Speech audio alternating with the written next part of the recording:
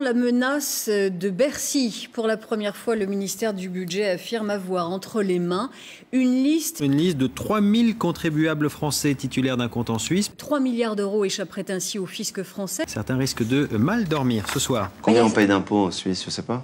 Oh, justement, pour les artistes comme vous, français, certains viennent s'installer en Suisse pour payer moins d'impôts, pour pas payer d'impôts. Vous, c'est quelque chose que vous feriez? Non. Non.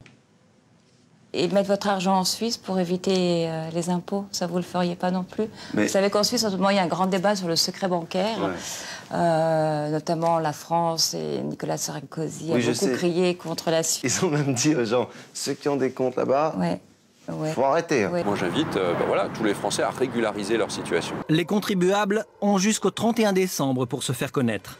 Ils ne bénéficieront pas d'une amnistie mais pourront négocier leurs pénalités. Alors moi quand j'ai vu ça, là c'est un élément comique. Parce que j'imaginais tous les gars qui ont des comptes en Suisse qui le lendemain disent « J'ai vu la télé hier, je vais aller leur dire... » Vous n'avez pas de compte en Suisse. Pas de contentieux. Non, pas encore.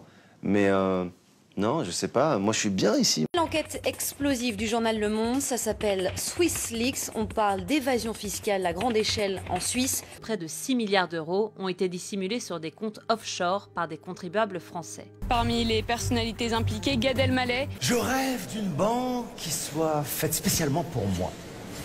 Moi, Gad. Cette banque n'est pas un rêve, c'est une réalité.